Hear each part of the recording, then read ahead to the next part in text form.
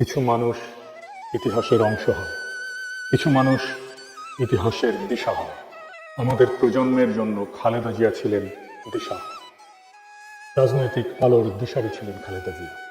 তার কণ্ঠে উচ্চারিত হতো বাংলাদেশের মানুষের আকাঙ্ক্ষার সবচেয়ে সরল অথচ সবচেয়ে শক্তিশালী বয়ান।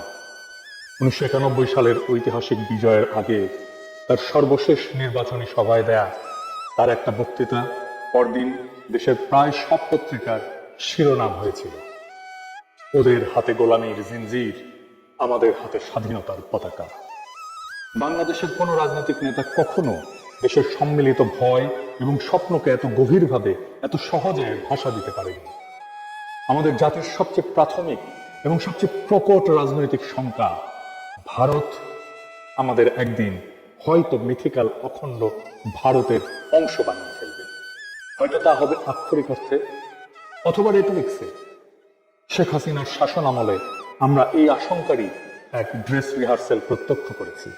বিএনপি প্রধান রাজনৈতিক শক্তিই ছিল খালেদা জিয়ার পরিচ্ছন্ন রাজনৈতিক দৃষ্টি। এই প্রশ্নে তিনি ছিলেন পাহাড়ের মতো অটল, সময়ের ঝড়েও অবিচল। ইতিহাসে কিছু নেতা তাদের দলের চেয়েও বড় হয়ে যান, খালেদা জিয়া ছিলেন তেমনই একজন। তার দল কখনোই তার নেতৃত্বের যোগ্য ছিল না। ক্ষমতালোভী সিভিল মিলিটারি ব্যুরোক্রেসি আর অলিগার্কদের হাতে তার দল কলুষিত হয়েছে। তার সততা আর বলিষ্ঠতাকে ব্যবহার করেছে কেবল নিজেদের স্বার্থ রক্ষায় আর ক্ষমতার আস্বাদ পেতে। উনি রাজনীতি থেকে সরে দাঁড়ানোর সাথে সাথেই তার দল আত্মসমর্পণ করেছে ভারতের অখণ্ড ভারতবাদী প্রভাব এবং স্বার্থের কাছে। একসময় যার নাম শুনে ভারত অস্বস্তিতে ভুগত, আজ তার পুত্রকেই দেশে ফিরতে দেখে তারাই আনন্দিত হয়, তার উপরেই ভরসা রাখে। তবু খালেদা জিয়া থাকবেন আমাদের রাজনৈতিক আকাশের ধ্রুবতারা হয়ে। আমরা আবারও তাকাবো তার দিকেই রাজনৈতিক পথ নির্দেশ পেতে। রাজনৈতিক দিক চেতনা হারালে আমরা আবারও স্মরণ করব এই মহাপ্রাণ, এই মহীয়সী নেতৃত্বের অটলতাকে। এই বিদায় অশ্রু দিয়ে নয়, এই বিদায় জানাতে হয় বুক ভরা গর্ব নিয়ে। আমরা আমাদের তারুণ্যের কমান্ডারকে বিদায় জানাই শ্রদ্ধায় আর গর্বে। অসীমের পথে আপনার অনন্ত যাত্রা শুভ হোক কমান্ডার।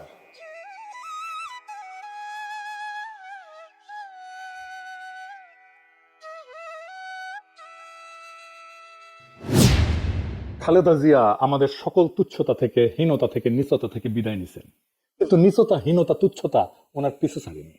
আমি আজকে এইসব কথা বলতে চাইনি, কিন্তু বলতে বাধ্য হচ্ছি যে এইসব চোখে আঙুল দিয়ে দেখায় না দিলে বাঙ্গুদের চোখ খুলবে না। খালেদা জিয়া আমার জন্য কি ছিলেন সেটা আমাদের জেনে নেওয়া দরকার।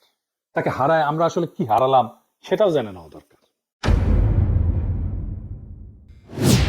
যে কোনো জাতির জীবনে কিছু ইউনিফাইং ক্যারেক্টার লাগে, যিনি পুরো জাতিকে একটা সুতায় বেঁধে ফেলতে পারেন। খালেদা জিয়া ছিলেন তেমনি একজন ইউনিফাইং ক্যারেক্টার। মৃত্যুর আগেও তাই ছিলেন। ইউনিফাইং ক্যারেক্টার আসলে কি আর কেনই বা তাদের দরকার পড়ে? জাতি আসলে কোনো প্রাকৃতিক সত্তা না, এটা একটা কল্পিত নৈতিক কমিউনিটি। একটা জাতি বায়োলজিক্যালি বা ন্যাচারালি অস্তিত্বশীল না। জাতি হলো একটা ইমাজিন মরাল কমিউনিটি, কল্পিত একটা নৈতিক কমিউনিটি, যেখানে মানুষ বিশ্বাস করে আমরা একসাথে আছি, এক ভবিষ্যতের দিকে যাচ্ছি। এই বিশ্বাস নিজে নিজে টিকে থাকে না, এটার জন্য দরকার হয় একটা কেন্দ্রীয় নৈতিক রেফারেন্স পয়েন্ট, মরাল রেফারেন্স পয়েন্ট, সেন্ট্রাল, যেটা মানুষকে বলে দেয় যে কে আমরা, কেন আমরা একসাথে, কোন মূল্যে আমরা একসাথে থাকবো। এই রেফারেন্স পয়েন্টই হলো ইউনিফাইং ক্যারেক্টার। মানুষ খুব সাধারণভাবে রাজনীতি বোঝে, জাতি বোঝে, অ্যাবস্ট্রাক্ট রিজন দিয়ে না, এমবডিড মিনিং দিয়ে রাজনৈতিক আনুগত্য করে তোলে। সংবিধান, আইন, প্রতিষ্ঠান এগুলো বিমূর্ত, এগুলো অ্যাবস্ট্রাক্ট রিজন। কিন্তু মানুষ আসলে প্রশ্ন করে এই রাষ্ট্রের মুখ কে? এই জায়গায় ব্যক্তির আবির্ভাব অনিবার্য, এটারই বলে এমবডিড মিনিং। থমাস হবস খুব নির্মমভাবে বলছিলেন যে মানুষ কেওসের চাইতে অথরিটি পছন্দ করে, আর অথরিটি সবচেয়ে কার্যকর হয় যখন তা একটা দৃশ্যমান ব্যক্তির মধ্যে কেন্দ্রীভূত হয়। এই অথরিটিটা খালেদা জিয়ার মধ্যে কেন্দ্রীভূত হয়েছিল। তাই ইউনিফাইং ক্যারেক্টার হিসেবে ব্যক্তি আসলে মানুষের অস্তিত্বগত ভয় মোকাবেলার রাজনৈতিক উত্তর।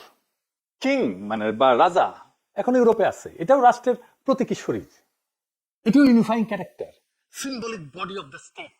দার্শনিকরা দেখাইছেন যে এই কিং এর আসলে দুইটা বডি, একটা ন্যাচারাল বডি মানুষ হিসেবে রাজা, আর একটা পলিটিক্যাল বডি রাষ্ট্রের প্রতীক। এই দ্বিতীয় শরীরটাই হচ্ছে আসল। মানুষ রাজাকে দেখে আইন হিসাবে, ইতিহাস হিসাবে, ভবিষ্যতের প্রতিশ্রুতি হিসাবে। তাই কিং ফিগার কেবল শাসক না, তিনি রাষ্ট্রের জীবন্ত রূপক, লিভিং মেটাফোর। এটাই তাকে ইউনিফাইং ক্যারেক্টার করে তোলে। আধুনিক রাষ্ট্রেও কিং ফাংশন কিন্তু টিকে থাকে এই ধরনের কিছু ক্যারেক্টারের মধ্যে দিয়ে, যেটা খালেদা জিয়ার মধ্যে ছিল। আধুনিক গণতন্ত্র তো মানুষকে বলে যে সবাই সমান, আইনই সর্বোচ্চ, কিন্তু বাস্তবে মানুষ অনুভব করে সিদ্ধান্ত জটিল, রাষ্ট্রকে বোঝা যায় না, ধরা যায় না। রাষ্ট্রের দায় বিভিন্ন জনের মধ্যে ছড়ায় থাকে, এমন ভাবে চিনতে পারে না কোনটা রাষ্ট্র, কে আসলে রাষ্ট্রকে রিপ্রেজেন্ট করে, এটার মোরাল সেন্টার, নৈতিক কেন্দ্র কোনটা, এটা অস্পষ্ট। এই শূন্যতা পূরণ করে একজন ব্যক্তি, ইউনিফাইং ক্যারেক্টার। তাই অনেক দেশে যেমন সুপ্রিম লিডার বলা হয়, অনেক দেশে তো জাতির পিতা বলা হয়। আসলে এই সমস্ত ধারণা, সুপ্রিম লিডার, জাতির পিতা, কিং বা এমনকি প্রেসিডেন্টও, এরা আসলে একই কাজ করে, যে একটা মরাল শর্টকাট তৈরি করে, রাষ্ট্রের মরাল সেন্টার হয়ে ওঠে।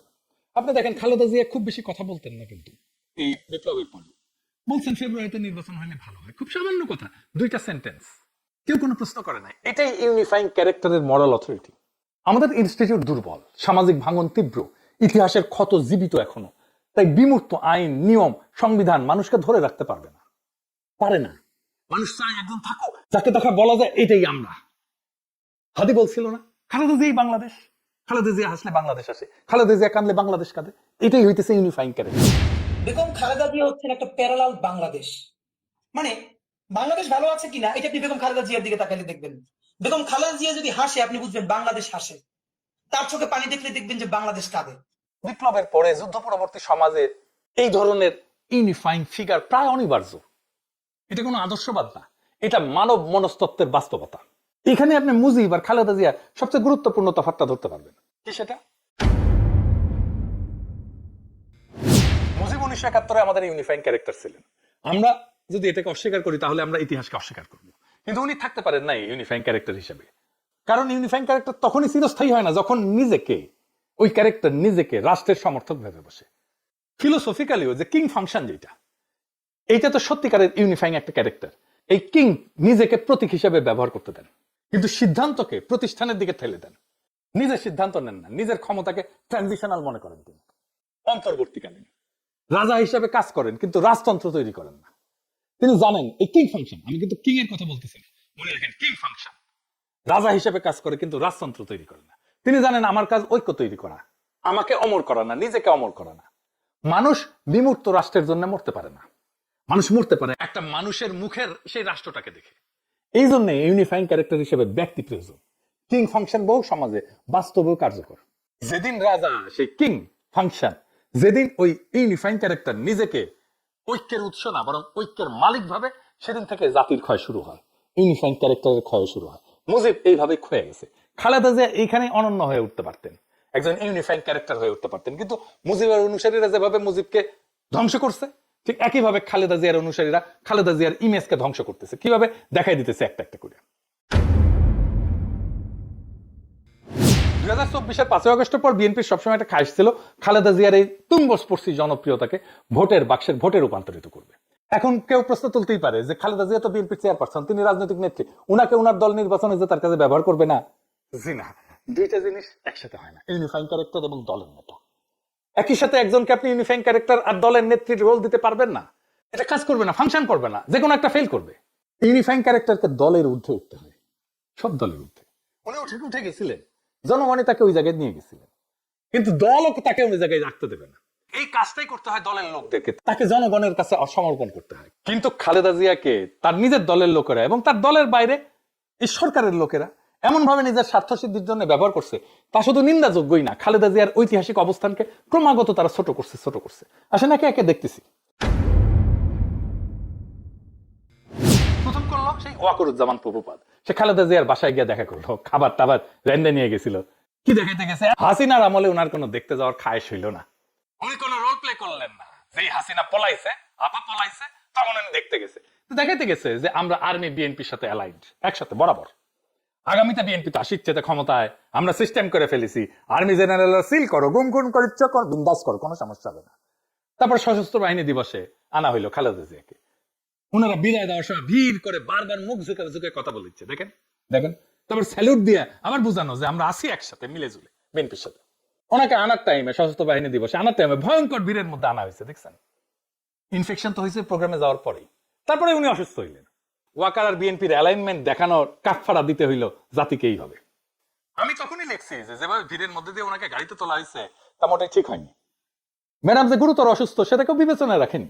তার আশেপাশে ভিড় জমতে না দেওয়া এবং কথা বলার সময় অন্তত 1 মিটার দূরত্ব বজায় রাখা উচিত ছিল। এমনকি উনাকে যারা আনা নেয়া করছে বা কথা বলছে তাদের সবার তো নিজের মাস্ক পরা উচিত ছিল, ম্যাডামকেও মাস্ক পরে রাখা উচিত ছিল। দেখা গেছে ম্যাডামের মাস্ক সেখানে নিচে নামায় রাখছে। ম্যাডামের মেডিকেল টিমের উচিতই হয়নি কোনোভাবে এই অনুষ্ঠানে যাওয়ার অনুমতি দেওয়া, আর দিলেও সংক্রমণ প্রতিরোধের ন্যূনতম, ইনফেকশন প্রতিরোধের ন্যূনতম ব্যবস্থা নেওয়া হয়নি। আবার দেখেন তারেক রহমানের প্রত্যাবর্তনে ওয়াকারের নজিরবিহীন সেনা নিরাপত্তা দিয়ে ওই একই জিনিস প্রমাণ করতে চাইলো আমরা একসাথে অ্যালাইন্ড। মিলে এবার ওয়াকারের সিগন্যাল গুলা মিলে বারবার করে একই সিগন্যাল দিতেছে। তারপরে দেখেন বিএনপি নিজে কিভাবে খালেদা জিয়ার ইমেজ নষ্ট করছে। খালেদা জিয়াকে 3টে আসনে প্রার্থী করছে। উনি গুরুতর অসুস্থ, অচেতন অবস্থায় হাসপাতালে, উনার হাতের টিপসই নিয়ে মনোনয়ন জমা দেওয়া হয়েছে। একজন মানুষকে তো সজ্ঞানে সচেতন সম্মতি দিতে হয়। এখন অচেতন বা ঘরের মধ্যে থাকা কোনো মানুষের হাতের টিপসই কি আমরা সচেতন সজ্ঞান সম্মতি বলতে পারি? পারি না তো। এই লেভেলে নামার তো দরকার ছিল না। সারা জীবন তো যন্ত্রণা দিচ্ছেন উনারে, ওনার কথা শুনেন নাই। আওয়ামী বিরোধী আন্দোলনে উনার দেয়া কর্মসূচিতে দলের স্থায়ী কমিটির সদস্য হয়ে বাধা দিচ্ছেন আপনারাই। এখন উনার অসুস্থ অবস্থায় জাতি যেখানে উনারে মাথায় তুলে রাখতেছে, উনারে আপনাদের মাটিতে নামায় আনতেই হবে যেন ভোটে জিততে পারেন। সি সি সি সি সি রে ননি সি। মেনে করছি না। চট্টগ্রাম উত্তর জেলা বিএনপি সাবেক আহ্বায়ক যে গোলাম আকবর খন্দকারের সাথে টেলিফোনে বেগম খালেদা জিয়া ফোনে তিনি গোলাম আকবরকে বলতেছেন যেন আমির খসরুকে বলে দেন খসরু যেন চট্টগ্রামে আওয়ামী বিরোধী আন্দোলন সংগ্রামে বাধা না দেয়। আন্দোলন করছিল বর্তমানে চট্টগ্রামের মেয়র ডাক্তার শাহাদাত হোসেন। খসরু এই সমস্ত কাজে বাধা দিচ্ছিল ডাক্তার শাহাদাতকে। 11 বছর আগে টেলিফোন আলাপ, ফোন আলাপে খালেদা জিয়া আমির খসরুকে বহিষ্কারের হুমকিও দিছিলেন। শুনেন। হ্যাঁ বলছেন জি আসসালামু ম্যাডাম। কোথায় আপনি? আমি চিরঙ্গে। আচ্ছা শুনেন, জি আমি সাদাতকে বলেছি জি একটা কাজের দায়িত্ব দিয়েছি, খসরু যেন কোনোভাবে কোনো কাজে বাধা না দেয়। খসরুকে মেসেজ দেন। আমি আমি ম্যাডাম ভাইয়ের সাথে তো কথা হয়েছে, আমি আপনার আশা আর দরকার নেই আমি কোনো কথা, আপনি বেশি কথা বলতে জানেন না, এত কথার কোনো দরকার নেই। আমি আপনাকে যা বলছি সেটা বলেন, আপনি কোনো কথা বলবেন না, বুঝছেন কিনা? ওকে ঠিক আছে ম্যাডাম, এটা তো অবশ্যই। বলে দেন যে কোনো কাজে বাধা দেবে না। কোনো কাজে যদি বাধা দেয় তাহলে ইমিডিয়েটলি আমি তাকে রিমুভ করবো সেখান থেকে, বুঝছেন কিনা? ঠিক আছে ম্যাডাম, আমি করতেছি, অলরেডি আমি অর্গানাইজ করতেছি। বুঝছি, কিন্তু সে বাধা দিচ্ছে। আপনি যেটা বললাম সেটা বলেন, আপনাকে এত লম্বা কথা আমি শুনতে চাই না। শুনেছেন? এই আমির খসরুকে ছাড়া বিএনপি চলেই না। ফাইনালি আকামটা করছে প্রফেসর ইউনূস। কি সেটা? মির্জা ফখরুলরা ক্যাবিনেট মিটিং এ ডাকছে খালেদা জিয়ার অন্ত্যেষ্টিক্রিয়া কিভাবে হবে সেই সিদ্ধান্ত নিতে। প্রফেসর ইউনূসের সরকার যে একটা গর্ধব টাইপের সরকার, আর ভিতরে যে ধান্দাবাজ লোভীরা আছে সেটা যাই নাই। আমি উনার মৃত্যু সংবাদ জানার সাথে সাথে লিখছিলাম এই যে এটা। আমি বলছিলাম যে জরুরি জাতীয় সভা আহ্বান করে প্রফেসর ইউনূস সকল রাজনৈতিক দলকে নিয়ে সর্বসম্মতভাবে বেগম জিয়ার শেষকৃত্য সংক্রান্ত সিদ্ধান্ত গ্রহণ করা উচিত, যেন উনাকে জাতি যথাযথ সম্মান এবং শ্রদ্ধায় বিদায় জানাতে পারে। তিনি যেন আমাদের স্মৃতিতে এবং স্মরণে সদা জাগরুক থাকেন। ওনার মহাজীবনার কর্ম থেকে আমরা যেন পরবর্তী প্রজন্ম যেন প্রেরণা পাইতে পারি। ওনার সর্বদলীয় মিটিং করবেন, সেটা করলেন না। খালেদা জিয়া তো সবাই, হয়তো বিএনপির নেত্রী না শুধু, উনি সর্বদলীয় করবেন না, তাইলে তো বিএনপি আর ভোটের পয়েন্ট তুলতে পারবে না। পয়েন্ট তুলতে পারবে না খালেদা জিয়ার মৃত্যু থেকে। তাই ভোটের পয়েন্ট তোলার জন্য ক্যাবিনেটে মির্জা ফখরুলকে বসাইতেই হবে। কারো মাথায় এটা আসে নাই যে কাজটা বিধি বিরুদ্ধ, এটা করাই যায় না। সবার তো ধান্দা আছে। প্রফেসর ইউনূস ধান্দা হইতেছে তারেক রহমান প্রেসিডেন্ট বানাবে, তাকে কারো মন্ত্রী বানাবে, কাউকে উপদেষ্টা বানাবে। কতজনের কত স্বপ্ন, এই এত বেশি স্বপ্ন দেখতে দেখতে বুড়া বয়সে এই কাজ করে ফেলেছে। ইন্টারিমের গাছেরটা খাইছে এরা, এরপরে বিএনপির স্বপ্নের সরকারের তলাকটা কুড়াইতে হবে ওনাদেরকে। আমরা একটা জাতির ঐক্যের মুখ কল্পনা করছিলাম খালেদা জিয়ার মধ্যে। 2024-এর 5ই আগস্ট আমরা আমাদের সেই স্বপ্নকে বন্দিশালা ভেঙ্গা, সেই মুখকে, সেই দৃষ্টিকে, সেই কায়াকে, সেই শরীরকে মুক্ত করে আকাশের নিচে আনছিলাম। কিন্তু খোদা তাআলা যে আমানত আমাদেরকে দিছিলেন, আমানত আমরা রক্ষা করতে ব্যর্থ হয়েছি। কিছু মানুষের লোভে, তার দলের ধান্দায়, যাকে আমরা সমস্ত বাংলাদেশের জন্য মাথার ছাতা করতে চাইছিলাম, তারা তাকে কুক্ষিগত করছে নিজেদের নিজ স্বার্থে। যে মুখে ইনসাফ এবং হকের আলো দেখার কথা ছিল, সেখানে তারা আইকা দিছে দলের দাগ, চোখে থাপ্পা লাগাই দিছে, সত্যের উপরে মিথ্যার সিলমোহর লাগাই দিছে। তিনি আজকে দুনিয়ার সব সীমানার ঊর্ধ্বে। নির্ভরতার সেই দৃষ্টি মিলছে মহাকালের প্রান্তে। বেঁচে থাকলে লোভীদের এই ফিতনা এবং জুলুম দেখা তিনি নিজেই ঘৃণায় মুখ ফিরাই দিতেন। খোদা তাআলা সর্বোত্তম পরিকল্পনাকারী, তাই উনাকে এই নোংরামি দেখতে হয় নাই। এই সৃষ্টিকর্তা তাকে আপনার রহমতের ছায়ায়, শহীদের মর্যাদায়, নিকটবর্তী সম্মানিত স্থানে অধিষ্ঠিত করেন। আর আমাদের হকের পক্ষে অবিচল রাখেন। খালেদা জিয়া অমর হোক, ইনকিলাব জিন্দাবাদ।